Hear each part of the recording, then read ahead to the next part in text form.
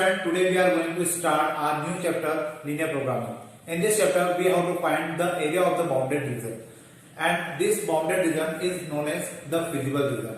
इसके लिए हमें कुछ कंस्ट्रेंट यहाँ पर दिए रहेंगे. ये जो है ये कंस्ट्रेंट कहलाते हैं. मैं आपको एक बार थोड़ा सा शॉर्ट में इसके बारे में बता दूं. वैसे आप लोग ये चीजें पढ़ चुके हैं क्लास 11th में, जब आप लोगों ने वहां पर लीनियर इनइक्वालिटीज पढ़ी थी. वहां पर भी आप लोगों ने इसके लिए ग्राफ प्लॉट किया था, और ग्राफ प्लॉट करने के बाद आपने केवल एरिया फाइंड आउट नहीं किया था, बाकी वो एरिया जो फाइंड आउट करना है वो हम यहाँ पे करेंगे. और ये कंस्ट्रेंट कहलाते हैं, ये कहलाता है ऑब्जेक्टिव फंक्शन. इस ऑब्जेक्टिव फंक्शन को हमें या तो मैक्सिमाइज करना होता है या मिनिमाइज करना होता है. अब ऑब्जेक्टिव फंक्शन को मैक्सिमाइज या मिनिमाइज कैसे करेंगे, तो उसके लिए सबसे पहले तो हम लोग इन कंस्ट्रेंट के बेसिस पर एक ग्राफ प्लॉट करेंगे. ग्राफ प्लॉट करने के बाद उसमें हम लोग देखेंगे कि शेडेड रीजन किस जगह पर आ रहा है, और वो शेडेड रीजन किन पॉइंट्स के थ्रू बाउंडेड हो रहा है. वो जो पॉइंट्स होंगे उन पॉइंट्स को हम लोग ऑब्जेक्टिव फंक्शन में 1 बाय 1 रखेंगे और देखेंगे कि किन पर्टिकुलर पेयर के लिए, किन कोऑर्डिनेट के लिए ऑब्जेक्टिव फंक्शन या तो मैक्सिमाइज है या मिनिमाइज हो रहा है. तो ये इस टाइप के क्वेश्चंस का एक तरीका होता है करने का. अपन देखते हैं इसको 1 बाय 1 कि कैसे हम लोग क्वेश्चंस को करेंगे और किस प्रकार से हमारा आंसर निकल के सामने आएगा. तो इसे इन तीनों ये जो इक्वेशंस लिखी है, इनइक्वालिटीज लिखी है, ये इनइक्वालिटीज कहलाती है कंस्ट्रेंट. तो इन कंस्ट्रेंट को हम लोग यूज करके ग्राफ प्लॉट करते हैं, और ऊपर जो है ये कहलाता है ऑब्जेक्टिव फंक्शन, और ऑब्जेक्टिव फंक्शन को हम सबसे लास्ट में यूज करते हैं. अब देखिए यहाँ पे ग्राफ प्लॉट करने का जो तरीका है वो क्या है. आपको क्या करना होगा, x प्लस वाई यहाँ पर लेस देन इक्वल टू 50 है, हम लोग इसको 50 मान के चलेंगे और इसके लिए एक बॉक्स बनाएंगे. इस बॉक्स के अंदर हम लोग x और y की वैल्यू पुट करेंगे. x को रखेंगे 0. अगर x को 0 रखा तो उस कंडीशन में y हो जाएगा 50, और y को 0 रखा तो x हो जाएगा 50.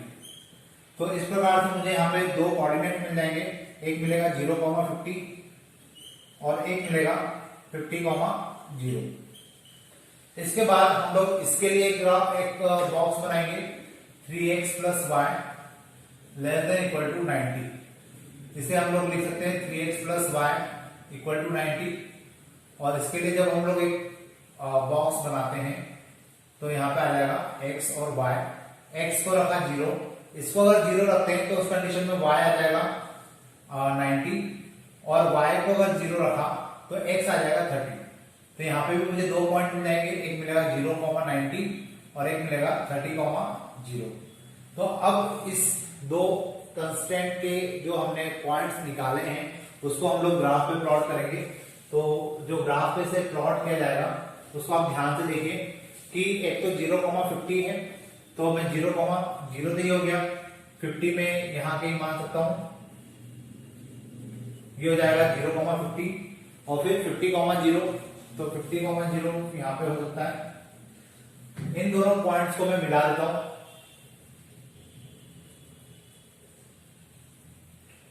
ये कुछ इस प्रकार से मिलेगा. वैसे ये जो क्वेश्चन है इनको प्लॉट करने के लिए, इन क्वेश्चंस को सॉल्व करने के लिए आपको एग्जाम में ग्राफ पेपर दिया जाएगा. लेकिन फिर भी अगर आपके पास ग्राफ पेपर नहीं है, फिलहाल अभी आपको प्रैक्टिस करना है, तो इस प्रकार से आप लोग इसको सॉल्व कर सकते हैं. अब इसके कोऑर्डिनेट भी मैं लिख देता हूं. अब 0,90 है, इसको भी हम लोग पहले ड्रॉ कर लेते हैं. 0,90 यहां मान लेते हैं, और 0,30 जो है वो करीब यहाँ पे आएगा. तो इससे हमारे पास ऐसी कुछ लाइन आ जाएगी. इस लाइन की जो इक्वेशन है वो मैं नीचे लिख देता हूं, 3x plus y equal to 90. और उस लाइन की जो इक्वेशन है वो है x plus y equal to 50. याद रखिए कि आपको लाइन की इक्वेशन लिखना है, अदरवाइज बाद में आप खुद ही कंफ्यूजन में रहेंगे कि हमने कौन सी लाइन को ड्रॉ किया था, कौन सी लाइन को अपने ड्रॉ नहीं किया था, या कौन सी लाइन के पॉइंट्स कहां पर है. अब ये जो इंटरसेक्शन है, ये इंटरसेक्शन हमें फाइंड आउट करना पड़ेगा. लेकिन उससे पहले हम लोग पहले ये देख लेते हैं कि शेडेड रीजन कहां पर है. शेडेड रीजन को फाइंड आउट करने के लिए आप लोगों को क्या करना होगा कि 1 बाय 1 एक एक इक्वेशन को लेना होगा. जैसे x plus y less than equal to 50 है. हम लोग क्या करते हैं शेडेड रीजन फाइंड आउट करने के लिए, हम लोग जिस भी इक्वेशन को लेते हैं, जैसे मान लीजिए ये वाली लाइन की इक्वेशन हमने ली है। इस लाइन के इस साइड का अगर पॉइंट, कोई सा भी पॉइंट, इस लाइन के दो पार्ट है, एक तो नीचे वाला पार्ट है और एक ऊपर वाला पार्ट है। इस लाइन के नीचे वाले पार्ट में से अगर हमने कोई पॉइंट लिया है और वो पॉइंट को हम लोग एक्स और वाई की जगह पे रखेंगे, अगर वैल्यू कंडीशन यहाँ पे ट्रू हो जाती है तो उसी साइड का एरिया शेडेड होगा, अदरवाइज अपोजिट साइड का जो एरिया होता है वो शेडेड होता है। वापस मैं आपको रिपीट कर दूं, हम लोग क्या करते हैं, किसी लाइन का किस साइड का पार्ट शेडेड होगा ये पता करना होता है, तो हम लोग देखते हैं कि लाइन कहां पर ड्रॉ है। लाइन यहाँ पे ड्रॉ होती है, उसके दो पार्ट होते हैं, एक ये वाला पार्ट, एक ऊपर वाला पार्ट। तो इस लाइन के इस साइड वाले पार्ट के या इस लाइन के उस साइड वाले पार्ट का कोई सा भी एक पॉइंट लेकर हम लोग इक्वेशन में रखते हैं। अब जिस साइड का पॉइंट हमने इस इक्वेशन में रखा है, अगर उस साइड के पॉइंट रखने पर कंडीशन सेटिस्फाई होती है या यहाँ पे ट्रू हो जाती है, तो हम उसी साइड का एरिया शेडेड कर देते हैं, अदरवाइज उसको अपोजिट साइड पे हम लोग क्या करते हैं, शेडेड करते हैं। जैसे मैं इस लाइन के इस साइड में ये पॉइंट है 0,0, जनरली हम लोग 0,0 रखते हैं क्योंकि इसको 0,0 पर रखना हमारे लिए काफी इजी होता है। तो अगर मैंने यहाँ पे 0,0 रखा, ये पॉइंट इस लाइन की किस साइड पर है, नीचे की तरफ है, तो यहाँ पे हम लोग 0,0 रखते हैं 50 और 0 इज ग्रेटर देन 50, मतलब ये क्या हो रहा है, ट्रू हो रहा है।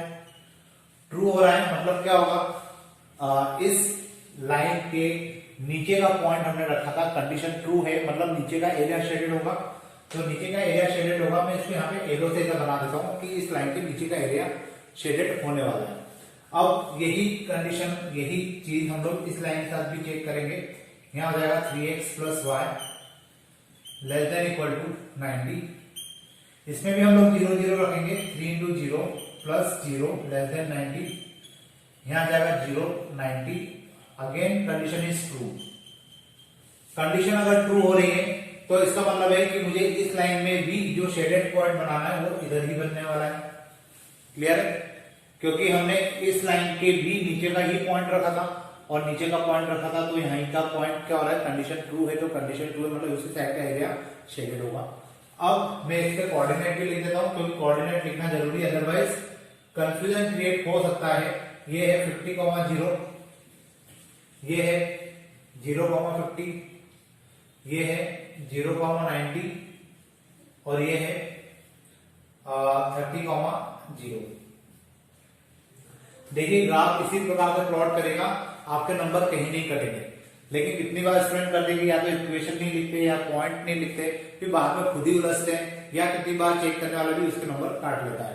तो आप लोगों को इस बात का ध्यान रखना है। अब आती है बात इसकी, इस लाइन का शेडेड एरिया भी नीचे बन रहा है, इस लाइन का शेडेड एरिया भी नीचे बन रहा है, मतलब हम लोग समझ सकते हैं कि कौन सा कॉमन शेडेड एरिया होगा, ये वाला।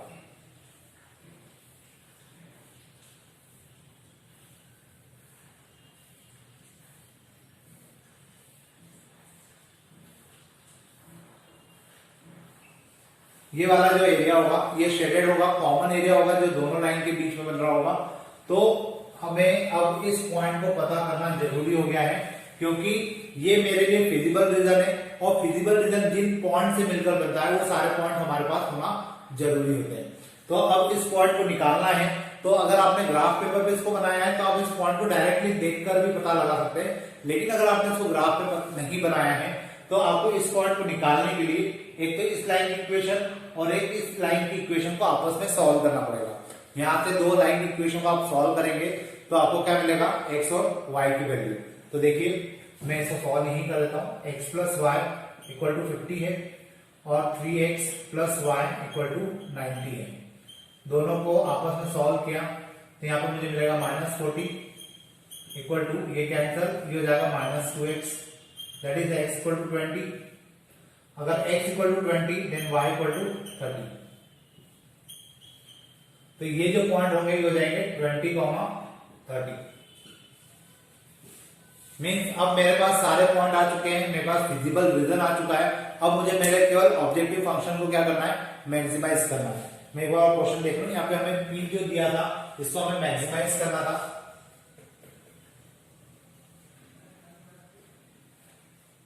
इसे हमें मैक्सिमाइज करना था और हमने ये पूरी मेथड करते हुए एक ग्राफ प्लॉट कर लिया है, एक शेडेड एरिया निकाल लिया है, और अब हमें फंक्शन को क्या करना है, मैक्सिमाइज करना है।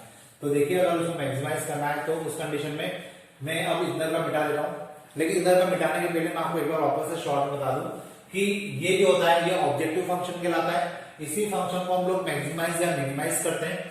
ये जो होते हैं ये कंस्ट्रेंट कहलाते हैं। इसमें से दो मेन कंस्ट्रेंट है जिसको हम लोग ग्राफ पे प्लॉट करेंगे, और इसका मीनिंग शायद मैंने अभी आपको नहीं बताया, x, y greater than equal to 0। इसको हमें प्लॉट नहीं करना पड़ता, ये एक्चुअल में हमें ये बताता है कि जो भी ग्राफ कंसिडर किया जाएगा वो फर्स्ट क्वाड्रेंट में होगा। फर्स्ट क्वाड्रेंट का ग्राफ ही हमें कंसिडर करना है, उसके अलावा और कोई ग्राफ या और कोई क्वाड्रेंट में बनने वाला ग्राफ हमें कंसिडर नहीं करना है। तो इसको आपको प्लॉट करने की जरूरत नहीं है, बाय डिफॉल्ट फर्स्ट क्वाड्रेंट को शो कर रहा है। अब हम लोग इन दोनों को कैसे प्लॉट करेंगे, तो x प्लस वाई को हम लोग क्या मानेंगे, इक्वल के साइन के साथ, और यहाँ पे हम लोग x को एक बार 0 रखेंगे, एक बार y को 0 रखेंगे, हमें दो कोऑर्डिनेट मिल जाएंगे। सेम प्रोसेस हम लोग करेंगे सेकंड इनइक्वालिटीज के साथ, उसको इक्वल मान लेंगे और फिर कोऑर्डिनेट निकाल लेंगे।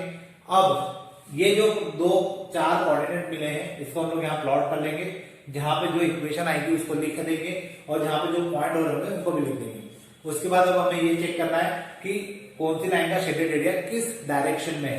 तो ये पता करने के लिए हम लोग जो इनइक्वालिटीज हमें गिवन थी उसमें हम लोग उस लाइन के किसी भी एक साइड के पॉइंट को पुट करेंगे, और जिस साइड के पॉइंट को पुट किया है कंडीशन ट्रू होती है तो उसी साइड का एरिया शेडेड होगा।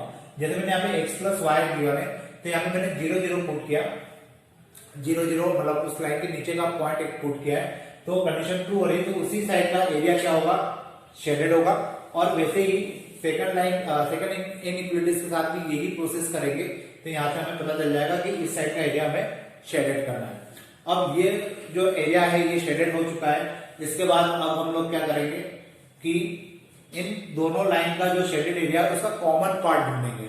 तो कॉमन पार्ट ये वाला बन रहा है मेरे पास, तो इस कॉमन पार्ट में हम लोग क्या करेंगे, शेडेड करेंगे। वैसे देखा जाए तो पूरा शेडेड करना चाहिए था, लेकिन मैंने केवल कॉमन पार्ट को शेडेड किया ताकि आप लोगों को मैं इजीली दिखा सकूं कि ये कॉमन एरिया है। अब ये मेरे लिए फिजिबल रीजन कहलाएगा, और इस फिजिबल रीजन को बाउंड करने वाले ये 4 पॉइंट होंगे। अब इन 4 पॉइंट को लिखने के लिए या इन 4 पॉइंट को हम लोग इस ऑब्जेक्टिव फंक्शन में रखेंगे, और ऑब्जेक्टिव फंक्शन में 1 बाय 1 इनको रखने के बाद हमें पता चलेगा कि किन पॉइंट्स के लिए आपका x और y मैक्सिमम होता है या मैक्सिमाइज ये वैल्यू हो पाती है। तो देखिए कैसे करेंगे इसको। सबसे पहले हम लोग निकालेंगे इसके लिए 0 0 के लिए फॉर 0 0, तो उस कंडीशन में p हो जाएगा 4 into 0 plus 0, p equal to जाएगा 0 प्लस 0 दैट इज 0 फॉर। फिर दूसरा पॉइंट हम लोग ले लेते हैं 30, 0, तो उस कंडीशन में p हो जाएगा 4 into 30 plus 0 that is 120। Next point हम लोग ले लेते हैं फॉर 20 30, तो p हो जाएगा 4 इंटू 20 प्लस 30, मतलब ये हो जाएगा 80 प्लस 30 दैट इज 110। और लास्ट हो जाएगा फॉर 0,50, तो यहां पर हम लोग लिखेंगे p equal to 4 into 0 plus 50, मतलब यहां पर आ जाएगा केवल 50।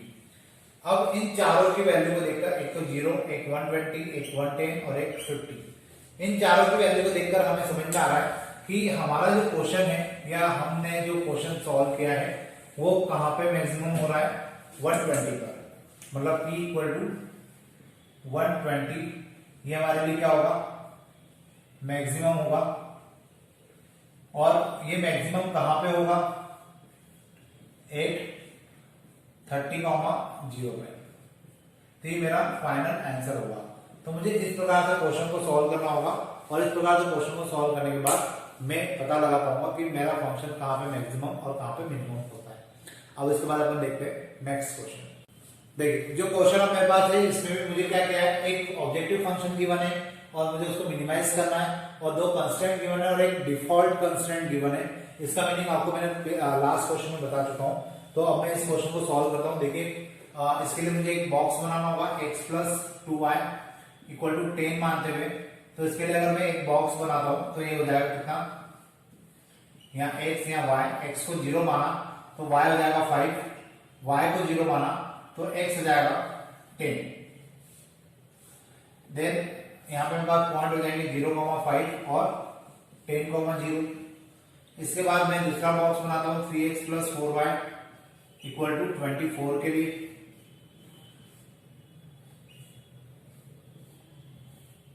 ये x और ये y। अब x को अगर मैंने 0 माना तो यहाँ पे y हो जाएगा 6, y को 0 रखता हूं तो x हो जाएगा 8। तो मेरे पास यहाँ कोऑर्डिनेट हो जाएंगे 0,6 और 8,0। अब मुझे केवल इसके लिए क्या करना है, ग्राफ प्लॉट करना है। तो देखिए इसके लिए हम लोग ग्राफ कैसे प्लॉट करेंगे। यहाँ पर मैंने लाइन ड्रॉ कर दी है, 0,5 ये हो जाएगा 0,5 और ये हो जाएगा 10,0। मतलब मैं इसको यहां ले लेता हूं, तो यहां से एक लाइन कुछ ऐसे ड्रॉ हो जाएगी। उसके बाद मैं बात करता हूं 0,6 की, तो 0,6 थोड़ा सा ऊपर होगा और 8,0 वो थोड़ा सा आगे होगा। तो यहां से जो लाइन जाएगी वो कुछ ऐसी जाने वाली है।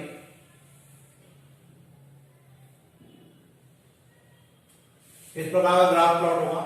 ये जो इक्वेशन है, ये इक्वेशन है मेरी 3x + 4y इक्वल टू 24, और ये जो इक्वेशन है ये है x + 2y इक्वल टू 10। ये जो कोऑर्डिनेट है, ये कोऑर्डिनेट है 8,0। कोऑर्डिनेट लिखना जरूरी है, लिखेंगे तो फायदे में रहेंगे, बाद में आपको कंफ्यूजन नहीं होगा। ये कोऑर्डिनेट है 0,6। इसके बाद हम लोग इस कोऑर्डिनेट की बात करते हैं, तो ये कोऑर्डिनेट है 0,5 और ये कोऑर्डिनेट है 10,0। तो इस प्रकार से मेरा ग्राफ बनने वाला है। अब मैं यहाँ पर पता कर लेता हूँ किस साइड का एरिया शेडेड होगा। तो x + 2y > 10। अगर मैंने यहाँ पे 0 + 0,0 रखा तो उस कंडीशन में कंडीशन यहाँ पे फॉल्स होगी, और फॉल्स होगी तो मतलब इस पर्टिकुलर लाइन के लिए मेरा जो शेडेड एरिया होगा वो ऊपर की तरफ होगा। क्लियर है। अब बात करते हैं हम लोग सेकंड इक्वेशन के लिए। तो 3x + 4y < 24। यहां पे भी हम लोग 3 × 0 + 4 × 0 रखते हैं, तो कंडीशन यहां पे भी क्या हो जाएगी, फॉल्स नहीं, यहां पे ट्रू हो जाएगी। तो अगर यहाँ ट्रू कंडीशन हो रही है तो उस कंडीशन में इसके लिए जो बनने वाली शेडेड एरिया होगा वो नीचे की तरफ होगा। तो अब उसका शेडेड एरिया ऊपर और इसका शेडेड एरिया नीचे। तो उस कंडीशन में ये जो कॉमन एरिया होगा वो ये वाला होगा।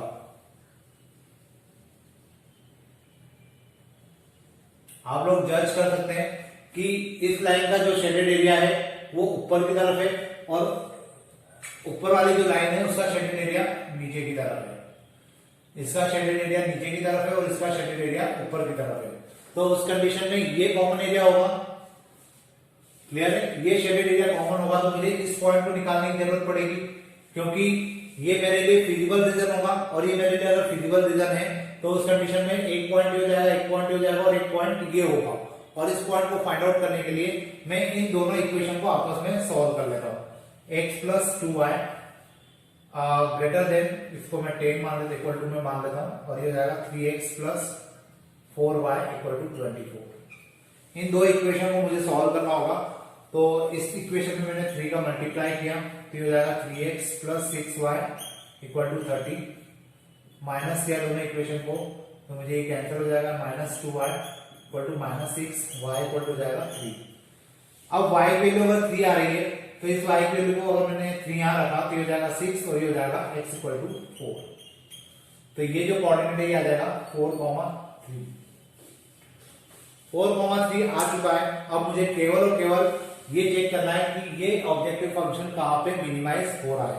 तो ये जहां पे मिनिमाइज हो रहा है ये पता करने के लिए हम लोग क्या करेंगे, जो कोऑर्डिनेट हमारे पास दिख रहे हैं उसको हम लोग पुट करते हैं। For 0,5 p will be 200 into 0 plus 500 into 5, and it is 2500. For 0,6 it will be p equal to 200 into 0 plus 500 into 6, and it is 3000. For 4,3, and it is p equal to 200 into 4 plus 500 into 3, and this will be 800 plus 1500, that is 2300. अब इसमें से हम लोग देखते हैं कि सबसे minimum value कौन सी है, तो सबसे मिनिमम वैल्यू ये है।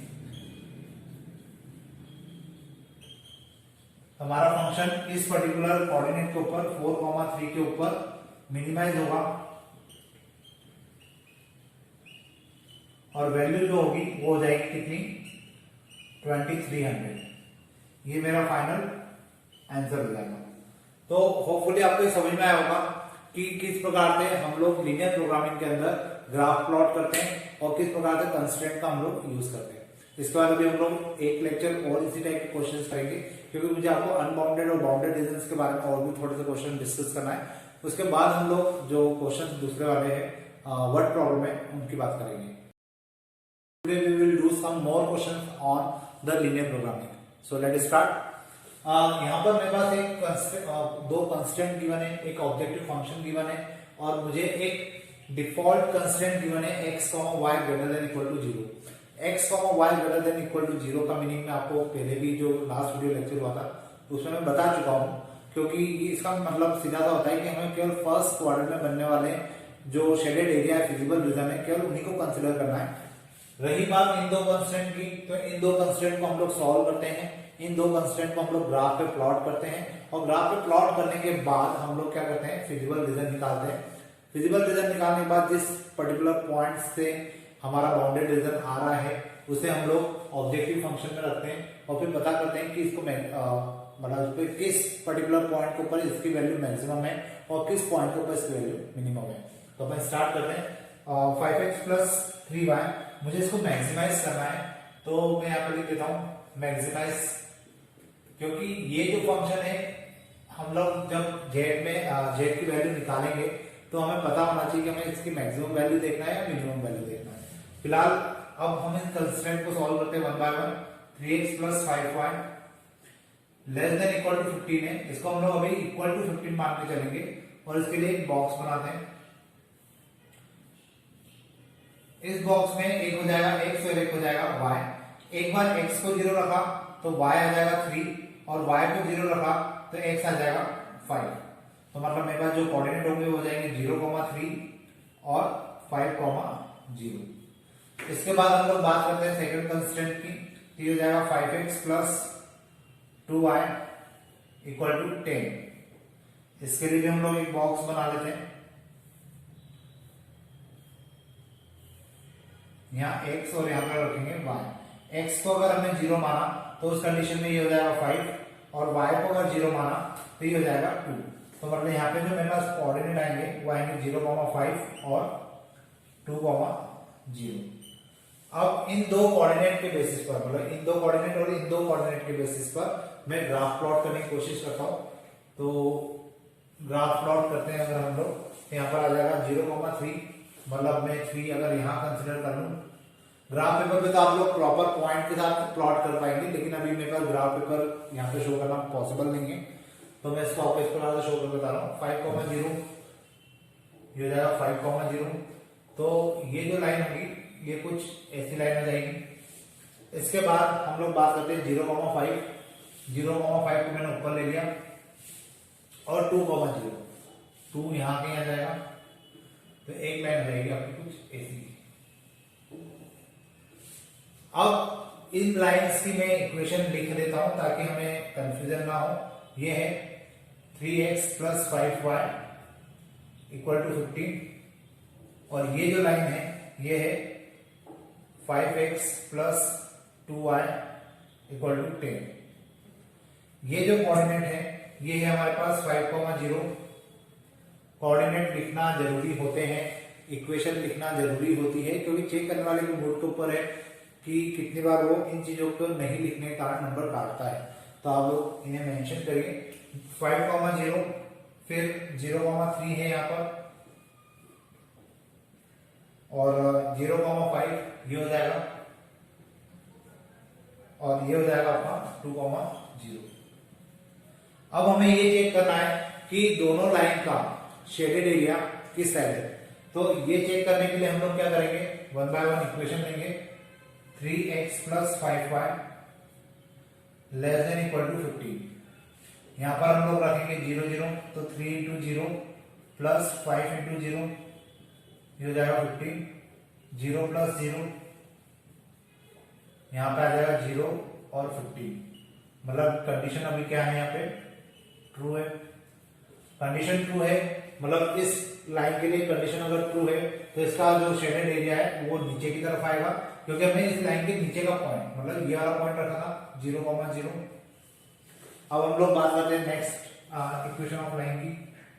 5x + 2y, 5x + 2y के साथ यहाँ पे <= 10। यहाँ पे भी हम लोग क्या रखेंगे, 5 × 0 + 2 × 0 <= 10। यहाँ पे भी आ जाएगा 0 + 0 <= 10, दैट इज 0 <= 10। यहाँ पे भी कंडीशन क्या आ रही है, ट्रू ही आ रही है। तो अगर कंडीशन ट्रू है तो इसका शेडेड एरिया भी कहां पर होगा, नीचे की तरफ। अब दोनों के शेडेड एरिया को हम लोग कंसिडर करें तो ये वाला शेडेड एरिया होगा जो दोनों के लिए कॉमन होगा, और ये अगर शेडेड एरिया दोनों के लिए कॉमन है तो हमें इसके लिए क्या करना है, इसको एज अ फिजिबल रीजन मानते हुए इसी के लिए मैक्सिमम मिनिमम वैल्यू को फाइंड आउट करना होगा। लेकिन पॉइंट हमारे पास ये वाला पॉइंट है, ये वाला पॉइंट है, ये वाला पॉइंट है, लेकिन ये पॉइंट हमें नहीं पता। ये पॉइंट हमें पहले निकालना पड़ेगा। अगर आपने इसको ग्राफ पेपर पे प्लॉट किया है, आप ये पॉइंट इजीली पता कर सकते हैं कि ये पॉइंट कौन सा होगा।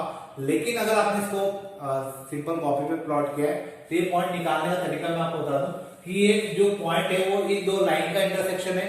तो ऑब्वियसली इन दो लाइन का इंटरसेक्शन निकालने का तरीका क्या होता है, हम क्रॉस मल्टीप्लिकेशन या एलिमिनेशन या सब्स्टिट्यूशन मेथड यहाँ पे अप्लाई कर सकते हैं। = 15 और यहाँ आ जाएगा 5x + 2y = 10। अब मुझे इन दोनों इक्वेशन को आपस में सॉल्व करना है, तो मैं एक काम करता हूं, यहाँ पर मैं 2 का मल्टीप्लाई कर देता हूं और यहाँ पे मैं 5 का मल्टीप्लाई कर देता हूं। Then it will be 6x + 10y and this is 30. Now this will be 25x + 10y = 50। दोनों इक्वेशन को हमने माइनस किया तो ये हो जाएगा कैंसिल। यहाँ आ जाएगा माइनस का 19x = -20। तो x की जो वैल्यू होगी वो जाएगी 20/90। थोड़ा सा ऑड आंसर जरूर आ रहा है, लेकिन आंसर यही होगा इसका। 6x एक बार क्रॉस चेक कर लेते हैं। 2 का मल्टीप्लाई इसमें किया तो हो जाएगा 6x, ये हो जाएगा 10y, ये हो जाएगा 30। इसमें 5 का मल्टीप्लाई किया 25x, 10y और ये जाएगा 50। इसको माइनस करेंगे तो माइनस का 19x आएगा, उसको माइनस करेंगे माइनस का 20 आएगा, मतलब x का कोऑर्डिनेट हो जाएगा 20/90। अब इसके बाद हम लोग x की वैल्यू को पुट करते हैं y वाली किसी इक्वेशन में, जितना फर्स्ट इक्वेशन में रख देते हैं 3 × 20/90 + 5y = 50। Then it is 60/90 + 5y = 50। 5y = 15 minus 60/90। 5y = 19 में अगर हम लोग 15 का मल्टीप्लाई करें तो करके देखना पड़ेगा हमें। 19 × 15 45 4 5 और 4 9 9 और 1 5 18 और 285। तो यहाँ आ जाएगा 285 माइनस 60/90।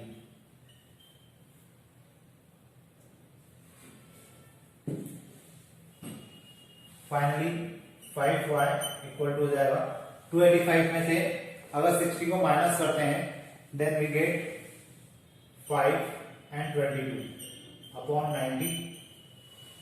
उसके बाद 5 से अगर इसको कैंसिल करेंगे तो हो जाएगा 4 and 5 और ये हो जाएगा y = 1/2। काफी बड़ा था लेकिन वो सिंपल उसमें कन्वर्ट हो गया 90 नहीं, यहाँ हमने गड़बड़ कर दी, 90 नहीं आएगा, इसको मैं वापस कर देता हूँ। यहाँ 19 है,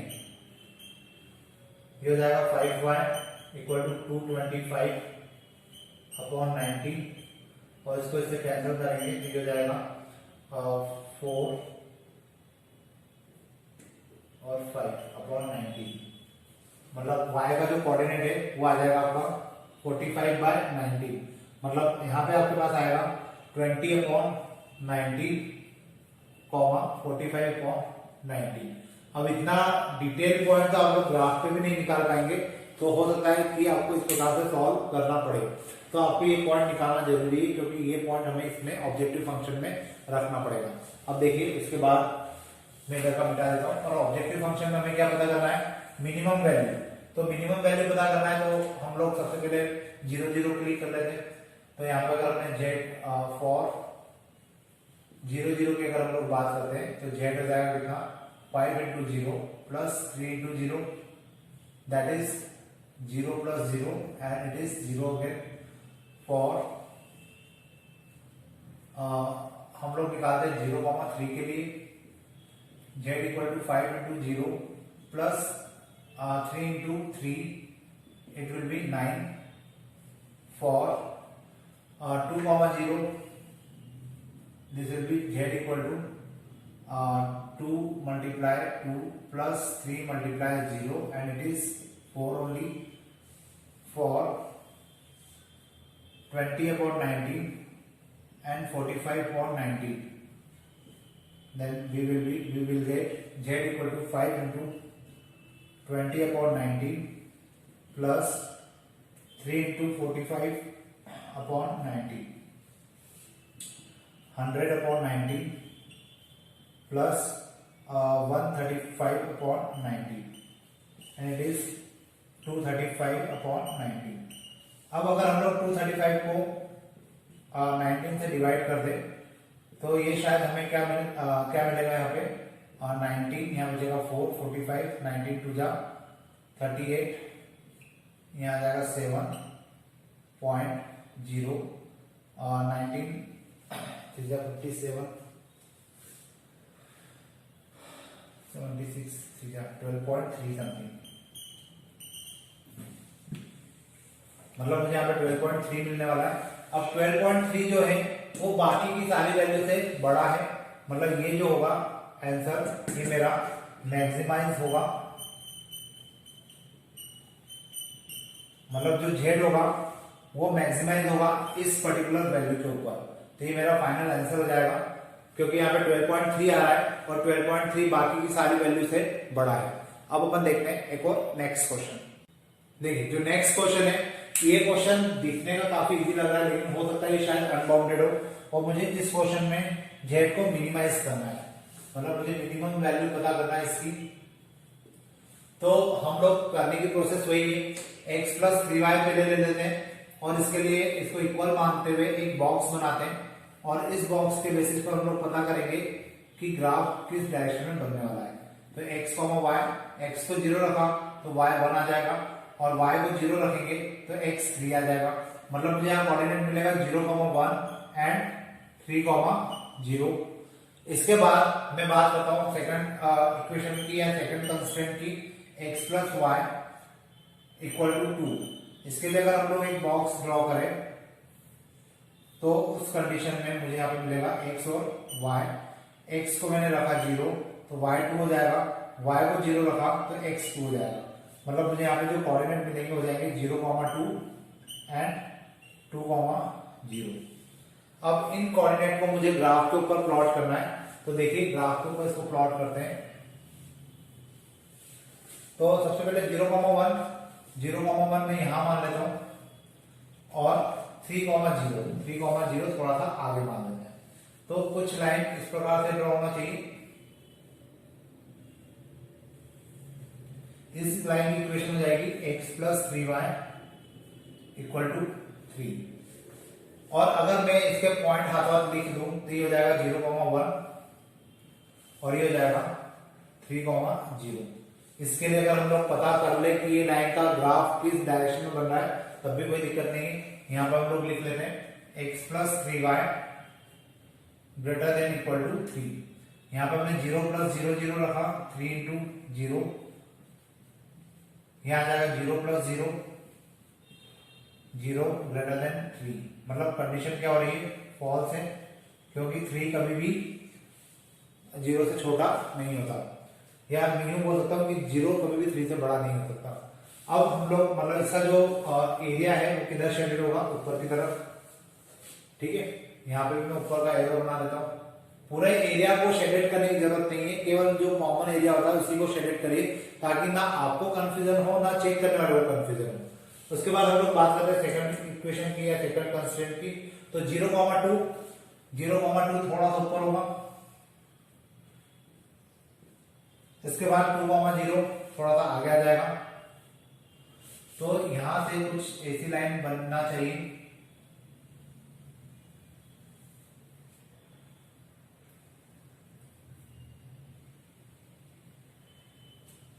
कुछ ऐसी लाइन हमें मिलेगी जब हम लोग ग्राफ पेपर पे इसको प्लॉट करेंगे। थोड़ी सी मेरी लाइनें आगे पीछे हो सकती है क्योंकि स्केलिंग पॉसिबल नहीं है यहाँ पे। अब इसके लिए भी हम लोग पता कर लेते हैं x प्लस वाई। इस लाइन की इक्वेशन भी हमने नहीं लिखे, तो ये हो जाएगा 0, ये हो जाएगा 2,0 और इसकी इक्वेशन हो जाएगी x plus y equal to 2। अब x plus y greater than equal to 2, यहाँ पे हमने 0 प्लस 0 रखा, यहाँ पे आ जाएगा 0 greater than 2, that is false condition, क्योंकि 0 कभी भी 2 से बड़ा नहीं होता। अब 0 अगर 2 से बड़ा नहीं है तो मतलब इसका जो एरिया है वो भी कहां जाएगा, ऊपर की तरफ। अब इसका एरिया भी ऊपर है और इसका एरिया भी ऊपर है, मतलब जो शेडेड रीजन होगा वो शायद ऊपर की तरफ होगा। दोनों का कॉमन जो शेडेड रीजन होगा वो कुछ इस प्रकार से बनेगा।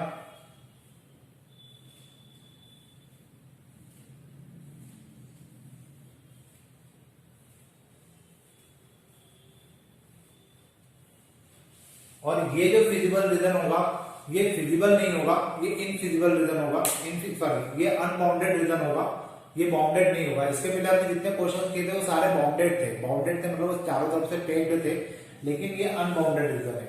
अब अनबाउंडेड रीजन में हम लोग जेड निकाल पाएंगे या नहीं निकाल पाएंगे, ये डिपेंड करता है कि ये जो कंस्ट्रेंट है, एक कंस्ट्रेंट ये, एक कंस्ट्रेंट ये और एक कंस्ट्रेंट ये। पहले तो हम इस कंस्ट्रेंट को निकाल लेते हैं। तो ये कंस्ट्रेंट निकलेगा कैसे, इन दो इक्वेशन को आपस में सॉल्व करके। तो x plus 3y equal to 3 है मेरे पास, और x plus y equal to 2 है। दोनों का आपस में मैंने इक्वेशन को माइनस कर दिया, ये कैंसिल हो जाएगा, ये हो जाएगा 2y इक्वल टू 1, y आ जाएगा यहाँ पर 1/2। y की वैल्यू यहाँ रखी तो x आ जाएगा 3/2। मतलब ये जो कोऑर्डिनेट है ये कोऑर्डिनेट हो जाएगा 3/2, 1/2। अब देखिए यहाँ पर हम लोग z को निकाल पाएंगे या नहीं निकाल पाएंगे, क्योंकि जब बाउंडेड रीजन होता है तो वहां पर हम z निकाल सकते हैं, लेकिन अनबाउंडेड रीजन में हमारे पास दो कंडीशन होती है। एक कंडीशन ये होती है कि जिस पॉइंट्स के ऊपर आपका बाउंडेड अनबाउंडेड रीजन आ रहा है उस अनबाउंडेड रीजन के तीनों पॉइंट को आपको कहां रखना होता है, इन कंस्ट्रेंट में रखना होता है। अगर ये दोनों कंस्ट्रेंट इन तीनों पॉइंट को सेटिस्फाई कर जाएंगे तो हम लोग z निकाल पाएंगे, और अगर ये तीनों पॉइंट इन दोनों कंस्ट्रेंट को ही सेटिस्फाई नहीं करते तो हम लोग z भी नहीं निकाल सकते। मतलब वहां पे बाउंडेड रीजन या वहां पे अनबाउंडेड रीजन का मैक्सिमाइज या मिनिमाइज करना पॉसिबल नहीं होगा। तो हम लोग 1 बाय 1 पहले तो इन तीनों कंस्ट्रेंट को इन दो इक्वेशन में रखते हैं।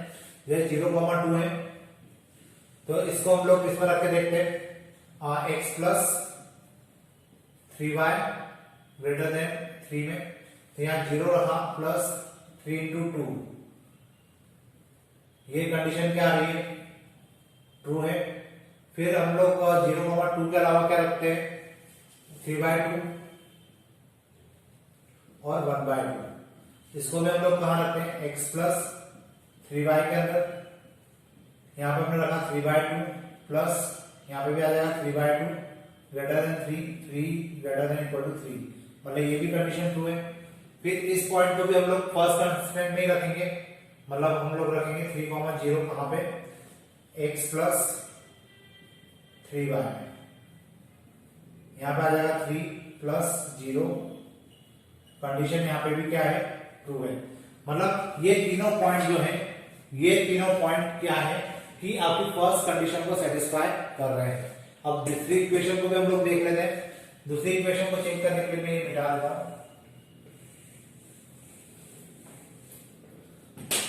x प्लस वाई जो है फर्स्ट हम लोग 0,2 के लिए चेक करते हैं,